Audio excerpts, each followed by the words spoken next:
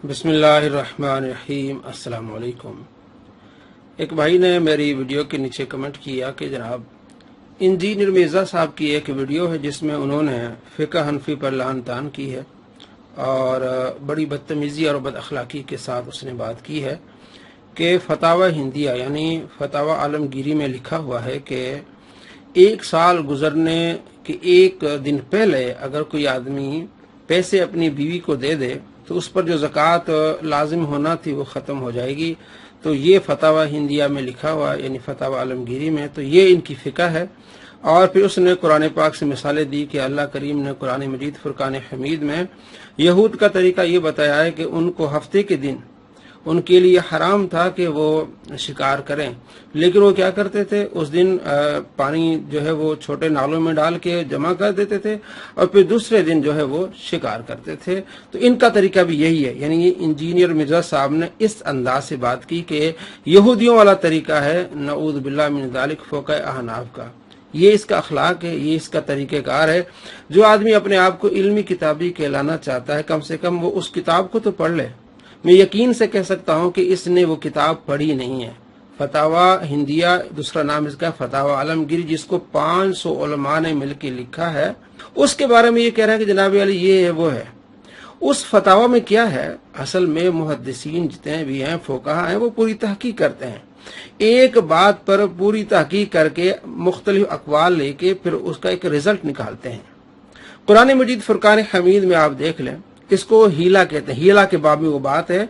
और कुरान मजीद फुरकान हमीद में भी हीला का जिक्र है। सूरह साद आयत नंबर 44 है, अऊज़ु बिल्लाहि मिनश शैतानिर रजीम, बिस्मिल्लाहिर्रहमानिर्रहीम, व खुद बियदिका दिग़सन फदरिब बिही वला तहनस इन्ना वजदनाहु साबिरा निअमल अब्दु इन्नहु अव्वाब। सदक़ल्लाहुल अज़ीम।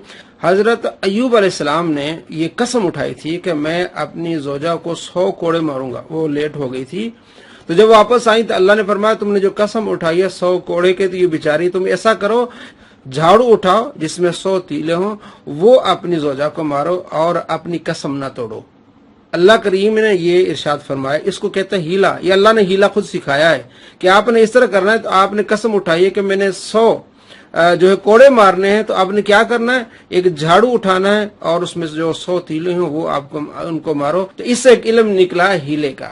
किताबुल हियल पूरा एक बाब है, इमाम बुखारी रहमतुल्लाह अलैह ने बांधा है बुखारी शरीफ में।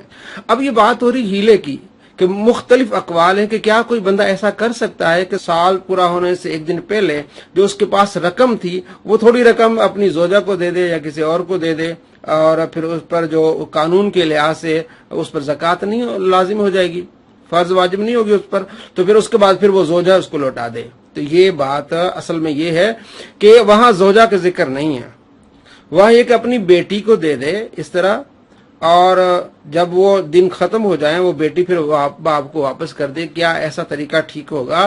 तो रिजल्ट क्या निकाला है इन उलमा ने, फ़ुक़हा ने, और वहां लिखा है कि इमाम मोहम्मद रहमतुल्लाह अलैह, जो इमाम अबू हनीफा रहमतुल्लाह अलैह के शागिर्द हैं, वो कहते हैं कि ये मुनासिब नहीं है।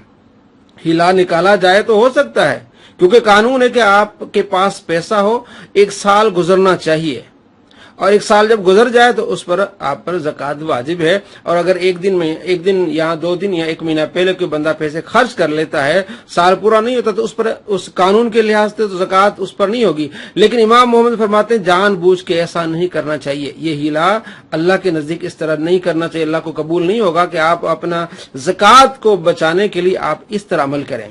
तो ये रिजल्ट निकाला है तमाम फ़ुक़हा मुहद्दिसीन ने, वहां लिखा है इस बात को कि इमाम मोहम्मद का फतवा है और इसी पर हम सब का फतवा है कि आपने ऐसा नहीं करना, जो अल्लाह ने आपको दिया है उसमें से अल्लाह की राह में खर्च करो।